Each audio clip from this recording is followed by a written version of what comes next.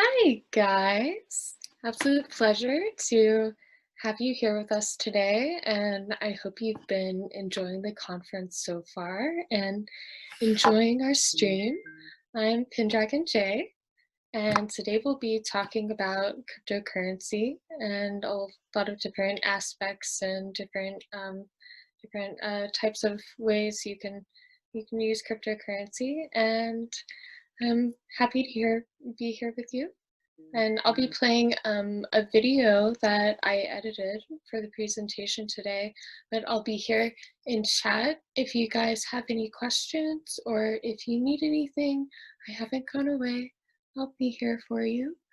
And thank you so much. And I hope you enjoy the video, and any questions you have, you can go ahead and ask me. Thank you.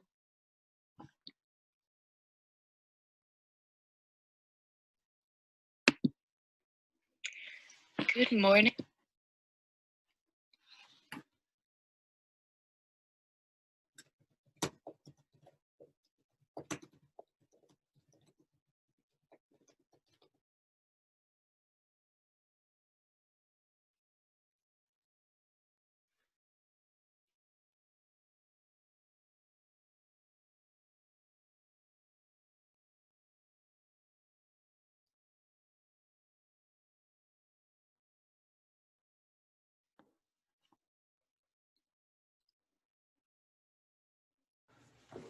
I don't think your video is working.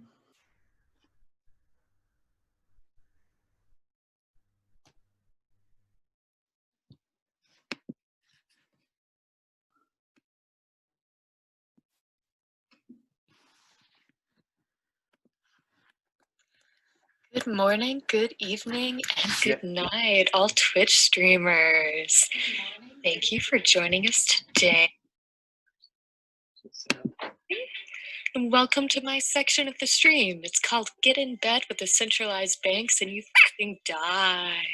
Thank you so much for joining us. We appreciate you, your time and company, your donations to Mystikcon.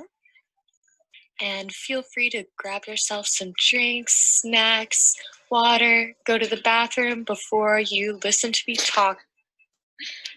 Today we'll be going over a brief history and overview of a few cryptocurrencies. We'll do some live demos, as well as, towards the end of our stream, discuss fresh evidence points and reasons to believe why Satoshi Nakamoto is actually Keanu Reeves. Only when a central bank manipulates the money supply and interest rate does it become possible for large-scale failures across entire sectors of the economy to happen at the same time.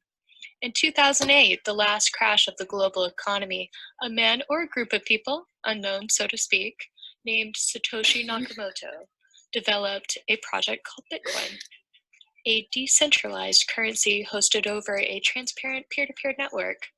Text within the Genesis block of the blockchain gave a political commentary of the current time. Quote, "The Times, 103-2008, Chancellor on the brink of bailing out the banks again." A decentralized digital currency meant quality of life no longer depended upon a single entity. In some sense, money isn't real. In the world of cryptocurrency, hyperinflation does not exist, and value is intrinsic. A limited quantity will ever exist. A Bitcoin is a computer file that is stored in a wallet, either on your smartphone, a USB, or your computer. A bit is a subunit of Bitcoin. A billion bits is equal to 1 Bitcoin. All Bitcoin payments are processed and displayed in the blockchain ledger, which is locally hosted by individuals globally. Each block in the blockchain contains a unique hash of the previous block. Currently, Bitcoin nodes have exceeded 47,000 as of May 2020. Bitcoin can be purchased with money, or it can be mined with higher power graphics cards. Miners receive a reward in Bitcoin named a proof of work for producing the correct, unique 64-digit hexadecimal hash to verify a transaction on the blockchain ledger.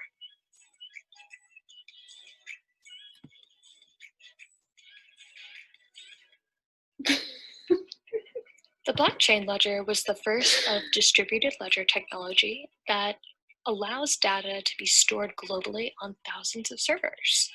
All ledgers other than Bitcoin's blockchain have the same basic architectural principles.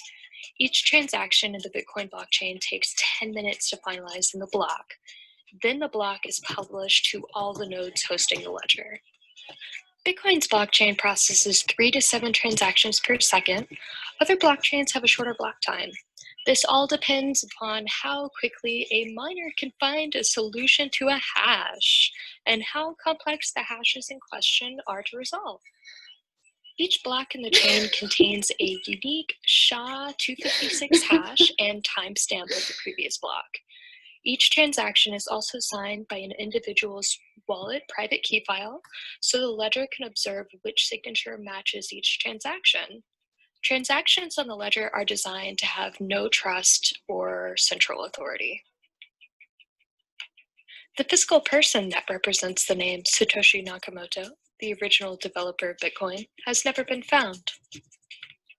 It is likely a pseudonym for an individual or a group that wish to remain anonymous due to the high profile of the project. Satoshi's involvement in the Bitcoin project ended in 2010. Up until that point, all communication with him was electronic. He claimed to be Japanese. The white paper Satoshi published sparked the idea that currency, created in the years following the housing bubble burst in 2007, might have been invented as a means of disrupting the corrupted banking system. Hal Finley of the cyberpunk movement was the first to mine 10 coins from block 70. In February 2009, Nakamoto wrote on peer-to-peer forums, "The root problem with conventional currency is all the trust that's required to make it work.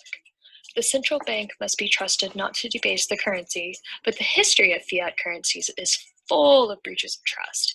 Banks must be trusted to hold our money, to transfer it electronically, but they lend it out in waves of credit bubbles with barely a fraction in the reserve. We have to trust them with our privacy. Trust them not to let identity thieves drain our bank accounts," unquote. The value of Bitcoin started out in 2009 at nothing. Currently, as of December 2020, 18,500,000 Bitcoins are in circulation at the price of 19,500 USD per coin. The Bitcoin market witnessed a 150% market increase since March 2020 during the pandemic as the US dollar continues to tank in value. Many investors are now investing in Bitcoin as protection against long-term inflation concerns. DeVere Group said that 73% of more than 700 of its millionaire clients who responded to the firm's annual cryptocurrency survey said they are already invested in or will invest in cryptocurrencies by 2023.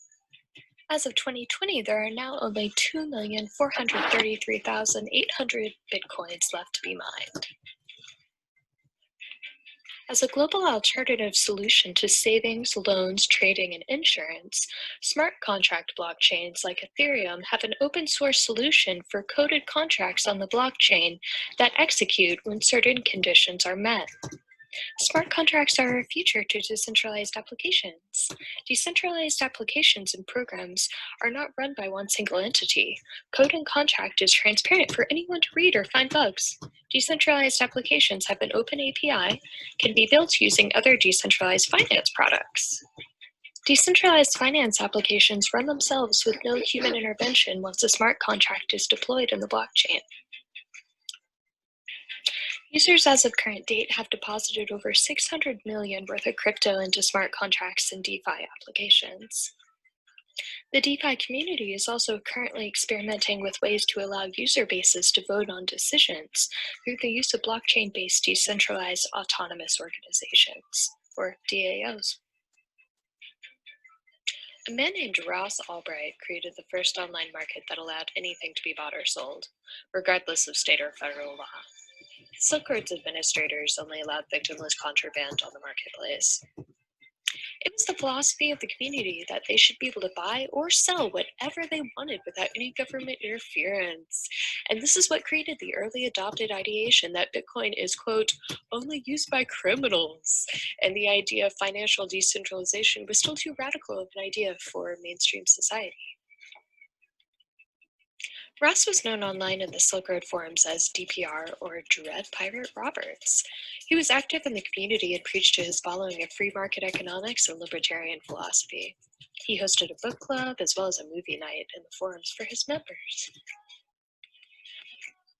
DPR acted as the center of trust for the site, holding funds in escrow until a seller sent out digital or physical goods paid for in Bitcoin.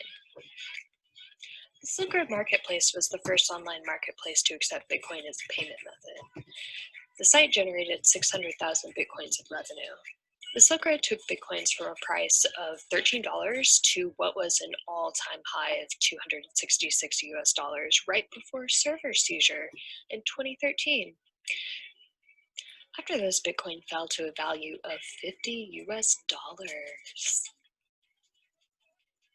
If you enjoy trading and tracking market trends, here are some lovely platforms to start or expand into, depending on what your portfolio looks like.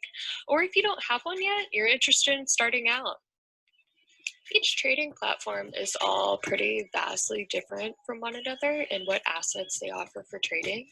Each also differs in what types of accounts are allowed, fees, types of ID verification for transaction and transfers outside of the platform.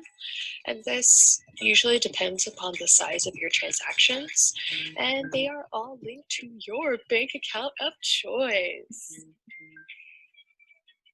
Coinbase is a good platform to start out with, and it's pretty easy to set up. I personally enjoy Kraken. It supports trading with ZEC and XMR privacy currencies. Now, keep in mind, these wallets are all monitored wallets. This call will be monitored and recorded. I've also linked below a nice little Twitch stream. It teaches about market trends, and it is a 24/7 stream of the market. It's just a nice little visualizer to have up on your desktop or your second monitor if you would like to watch the market trends, but you don't feel like going through the trouble of registering for a trading account. It could be a hassle sometimes, so there's that option for you. Additionally, if you are unsatisfied using an online service to buy with your credit card, or you do not want to register for a trading account, ATMs are one of the safest ways to start the chain of a transaction disconnected from your credit card or a bank account if you choose to do so. You can use your debit or credit card, or you can use cash. Most ATMs only require a phone number as identity verification for a transaction under $2,000. However, ATM models may vary in identity verification, so it's best to research which model near you is best fit for your purposes and your privacy rights. Welcome to your wallet creation extravaganza. Today we'll be going over Electrum. There's plenty of lightweight clients out there other than Electrum. Electrum is one of the most trusted and widely used. First, we'll verify that security certificate of yours. We'll be grabbing that GPG key of Thomas from electrum.org. That is Thomas, this dude right here. Let's verify his fingerprint on his key. Checks out okay. All right. We're going to select what type of wallet we would like to create. We have options for standard, multi-sig, and 2FA. We'll be creating a standard wallet for now. Multi-sig requires more than one key file to spend. 2FA requires a Google authentication code to spend. Your choice on what you would like to create. Standard is what we will be going over today. We'll be creating a new seed. Select legacy for address compatibility. And this is our unique 12-word seed. This is what will be used to recover your wallet file if anything ever happens. I'm going to save it to a TXT file just temporarily. I would not recommend doing this on your hard drive if you are moving large amounts of funds between places or anything like that. Store it off your hard drive, make encrypted backups, make multiple encrypted backups. Now we'll retype in our seed to verify it. You'll notice as I type this in, every 3 to 4 letters I type in, there is a list of suggested words based off of the first 4 unique letters I have typed in. There is a reason for this in the security algorithm of our seed. Choose your password, make it a good one. Now we shall open our wallet file. Next, we can adjust our wallet settings. We'll go into Tools, Preferences. We'll use change addresses, use multiple change addresses, as well as do an advanced preview of our transactions before our key signs. Select our wallet unit base to be BTC.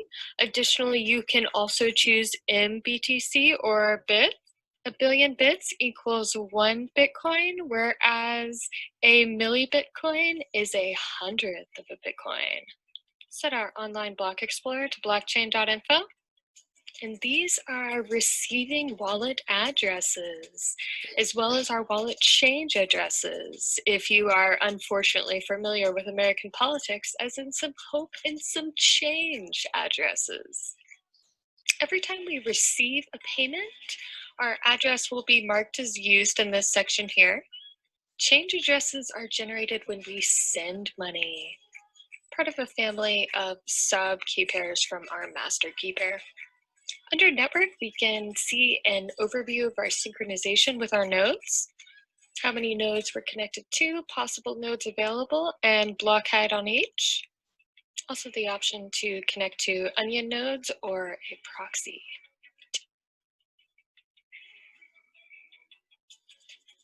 Receive, we can copy and paste this address request into a message, or we can scan a QR code from a device manually.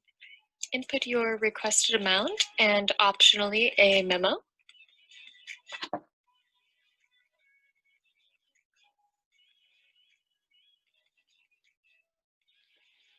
You can see our received amount here is unconfirmed. Now we can send this out now if we want. You can always spend unconfirmed funds. It isn't always recommended under all circumstances, but you can do it. Now we're sending. You can always copy and paste the recipient address if you would like. If you're entering it manually, double, triple, quadruple check it. Do not back it up. You cannot take it back. You cannot take it back once it goes out there.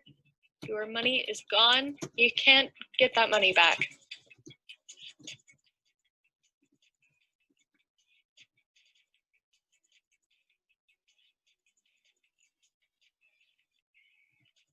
Now in our transaction preview here, we can adjust the miner fee below. First output is our wallet change address. Second output is who we are sending this money out to.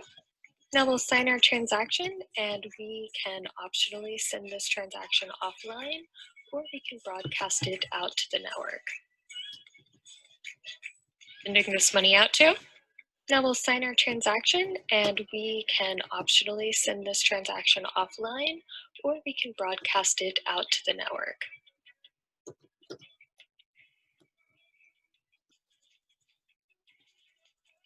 I'll go ahead and grab that transaction ID. Now our money is sent.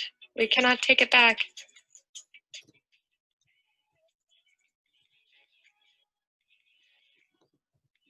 Your wallet seed is used to back up all of your funds, addresses, and transaction history of your wallet file in case of foreseen circumstances that your device gets stolen, lost, maybe you spilled water all over your laptop, or perhaps you were frustrated and ran your computer over with your car.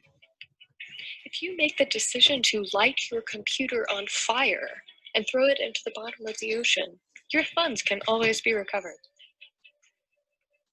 All wallet seeds are based off of BIP39 132-bit security. Additionally to your seed, you can set up 2FA on your wallet to require a password to recover your funds. At reinstall of your wallet software, you will be prompted to restore your seed and access your funds. Every 210,000 blocks mined in the blockchain, or about every 4 years, the reward given to Bitcoin miners for processing transactions is cut in half. This cuts in half the rate that new Bitcoin is released into circulation. This is Bitcoin's way of using a synthetic form of inflation that halves every 4 years until all Bitcoin is released and is in circulation. This system will continue until the year 2140. The halving marks another drop in Bitcoin's finite supply. The total maximum supply of Bitcoin is 21 million. And here our lovely little ledger here is feeding us out some P2PKH hashes. Next to that are our timestamps and transaction amounts. Now let's click on one of these transaction IDs and see what's going on. Down here you can see our transaction details, size, fees, inputs, outputs, and other included details. Now let's take a look at the sender's public address.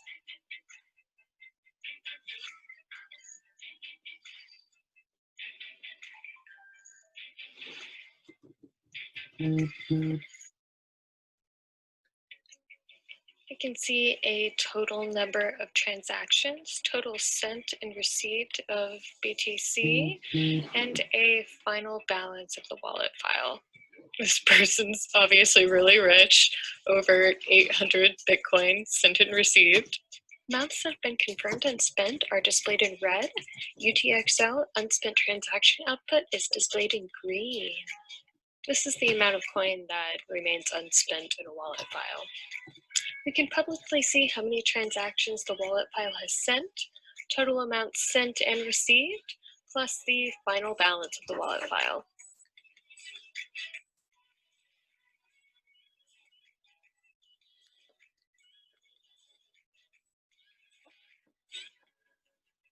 This hash here is the transaction ID.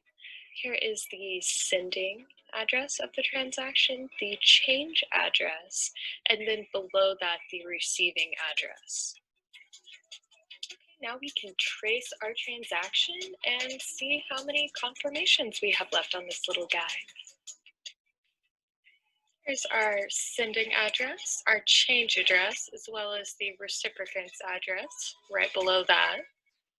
Our transaction has been confirmed, and it amounts to a whole total of 12 US dollars. Oh my gosh, that's gonna buy me a whole sandwich. Bitcoin is completely public, people. It is public. An anonymous Bitcoin transaction does not exist. Wallet key metadata can still be used to identify all addresses associated to a transaction. Privacy-based currency works differently than Bitcoin. It can be used in various ways to obfuscate a transaction. Internet privacy is important in the age of big data. There are many reasons an individual may need to make a private transaction to protect themselves, or as a wish to keep their information private. Internet privacy is a human rights issue. I don't agree with the "I have nothing to hide" argument, and we'll be providing a demo of one of many ways to obfuscate a transaction. Some operational security measures to keep in mind are the following.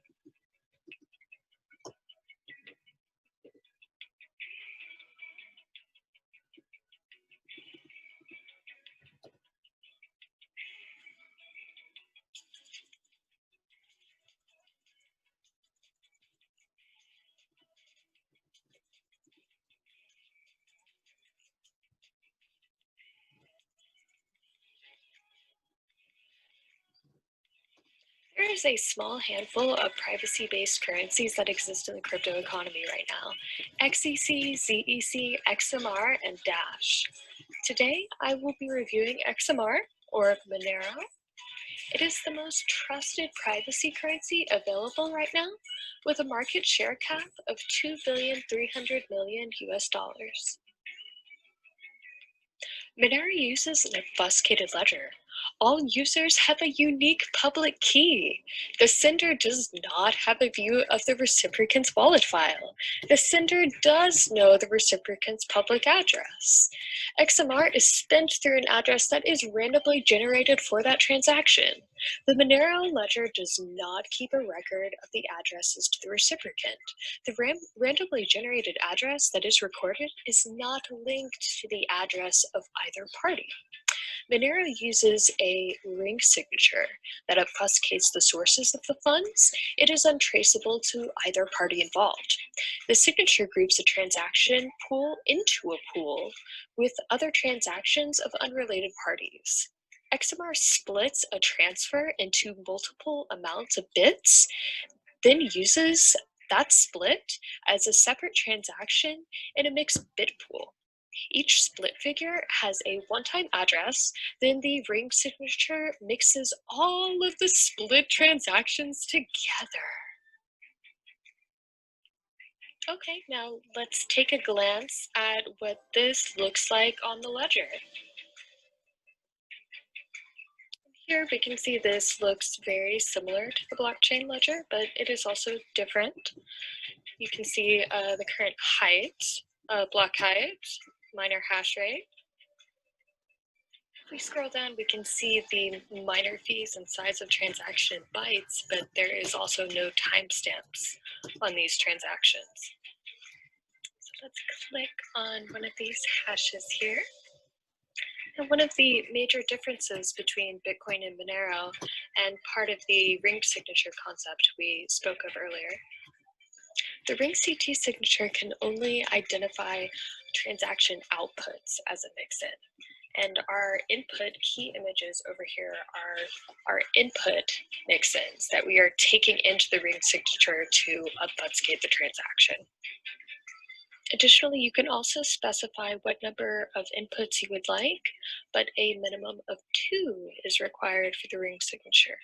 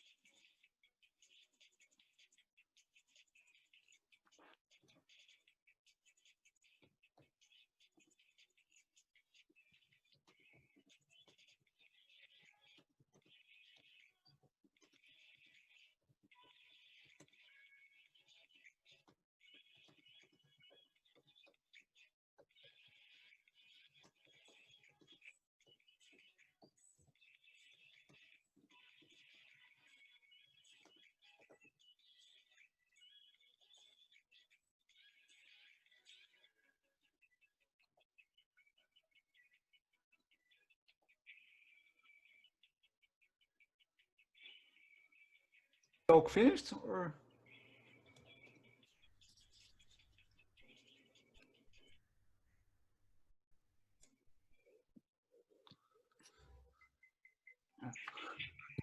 Welcome to Anonymous Transaction Theory. As you can see, we have some anonymous Bitcoin transactions coming in right here. I will be using the Monero command line interface wallet to demonstrate this today. It is available for Windows, Mac, Android, and almost any Debian Linux distribution. This wallet can be set to background mine as well if you so wish after the entire blockchain is up to height. For the sake of explaining anonymous transaction theory, I will be demonstrating this in Tails today. Tails is an incredibly powerful anonymity tool. If you are unfamiliar, I would recommend you check it out. Separately from this wallet, I will be using a Python script to convert this Bitcoin into Monero to put in our command line interface Monero wallet. We'll have to grab a unused refund address from our Bitcoin wallet in case the transaction fails or in case anything happens.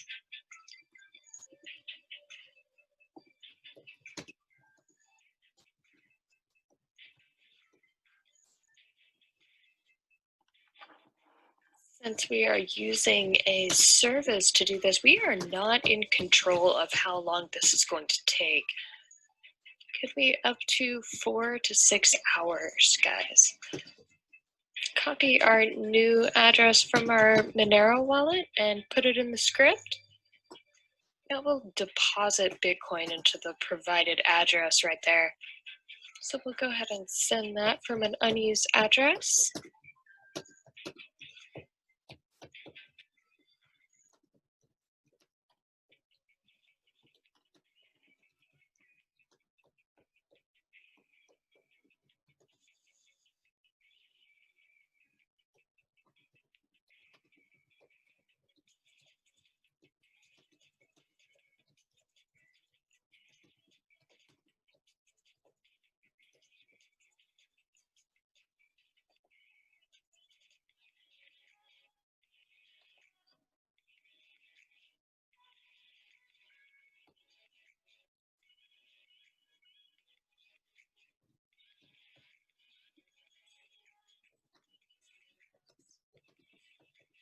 Confirm our transaction here with the lowest miner fees possible.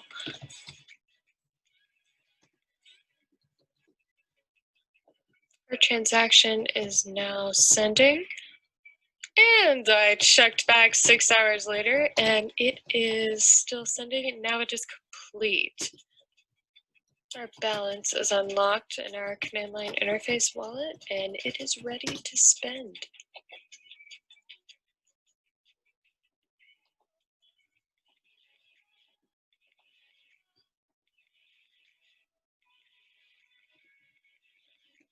Now we'll head on over to our browser to convert this back into Bitcoin, as well as use a separate service to do so. Now guys, this is just one of a few ways to cycle a transaction anonymously without having to mine. However, this method is one of the quickest and one of the most trusted ways to do so. At the beginning of every new identity session, we'll do our Tor checks as well as our DNS leak tests to make sure our Tor circuits are working properly. If you don't like what you see, you can always hit the new identity button up there. That's that little broom to go ahead and reset the full session. And as you can see, our exit node is located in Russia. We get to visit Russia for the day. Tor circuits work on privately run nodes similar but not the same to the Bitcoin network. Tor circuits work by feeding your IP address through an entry node, a relay node, and then an exit node. Just in brief, this is a whole nother advanced, ridiculous topic. We're not going to go into detail on this too much today. Now keep in mind while processing any anonymous transactions that you need to do so, your exit node can view all of your browser activity. So don't ever type anything into the browser, copy paste. We'll go ahead and turn JavaScript off.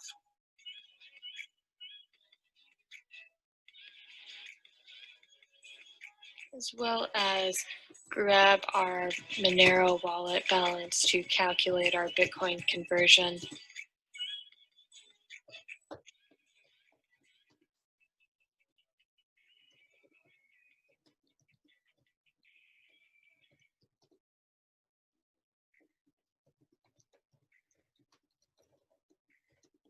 And they provide us a little chart here if we would rather go off the chart than the input converter. Please print the charts and take them with you in your purse or wallet while you are traveling. Thank you, coinmill.com. I shall.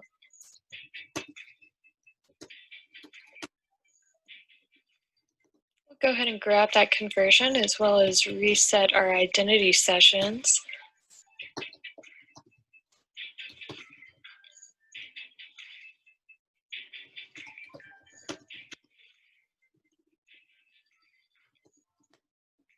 Log into our second Bitcoin wallet here.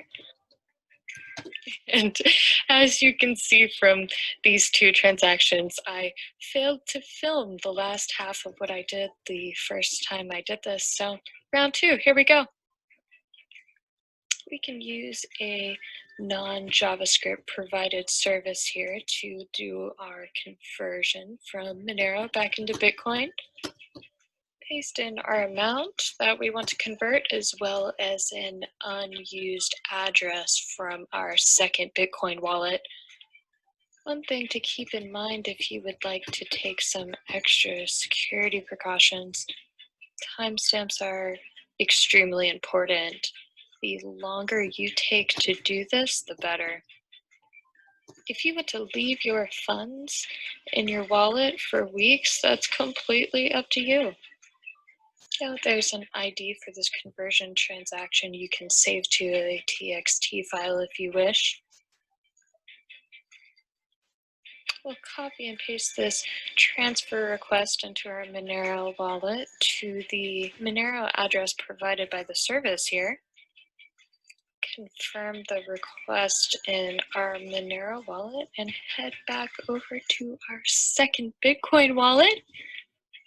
We can head back over to our second Bitcoin wallet and see that our transaction is unconfirmed and nice and fresh for us.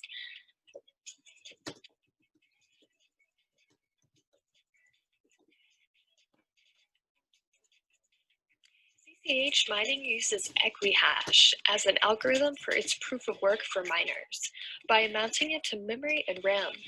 Equihash can still bring in a small amount of coin even from CPU power without the need for an ASCI setup or an ASCI hosting option if you don't want a vacuum cleaner sounding horrible thing in your house that's just constantly going off all the time.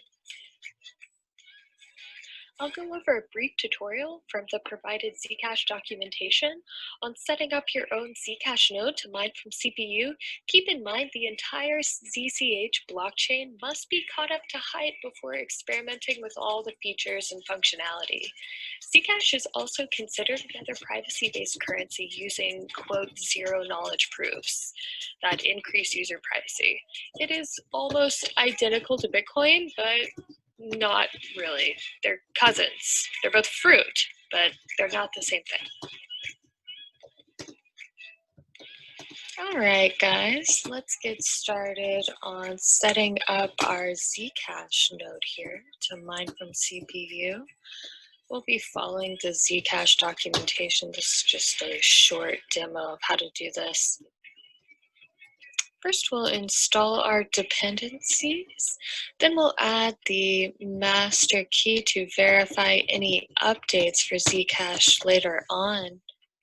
Now we are all set. We are ready to install. And let's go ahead and fetch our list of public parameters.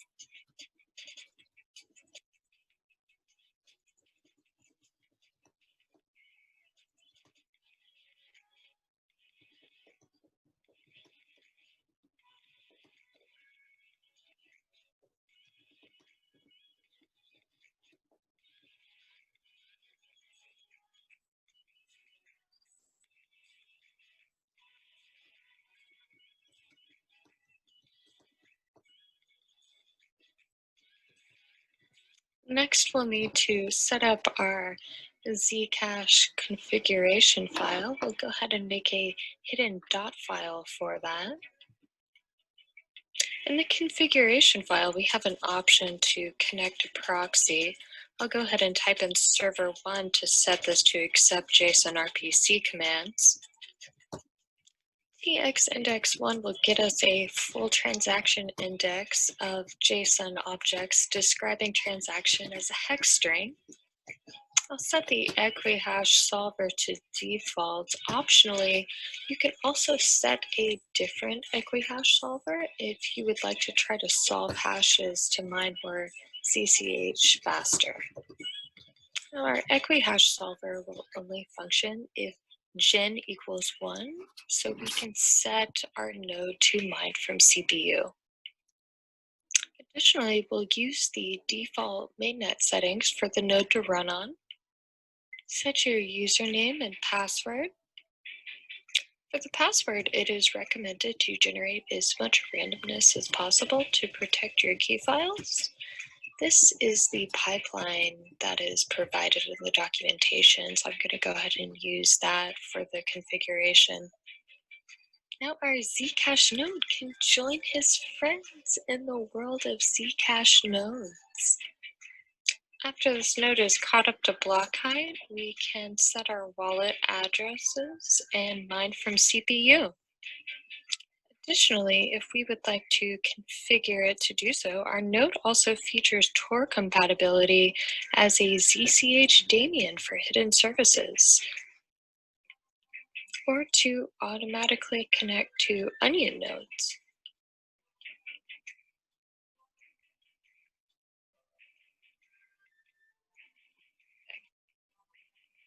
Thank all of you so much for sitting here and listening to me talk for almost an hour. And freedom is here in our digital world. Money can be shared together by large groups of people without making anyone poor or an existing poverty line. Financial decentralization is our future, a beautiful future that does not exist with structures that give political incentives for taking quality of life from the poor to give to the rich. No banks to bail out from unexpected hyperinflation. Digital currency is a philosophical as well as a political ideation. We can create quality of life from bits of data. That is beautiful. It's equality. Have a wonderful holidays, guys. Stay safe. Please donate to Mystikcon if you have a free extra $1 in your wallet. We're like Wikipedia. If everybody donates $1, just $1. And please give a shout out and donation to your homeboys out at the EFF, the Electronic Frontier Foundation, for protecting your digital freedoms and rights. I will now be passing our stream over to John Doe, discussing red teaming with you guys today. You're in for a treat. Thank you guys so much for being here. Have a wonderful holiday. Stay safe.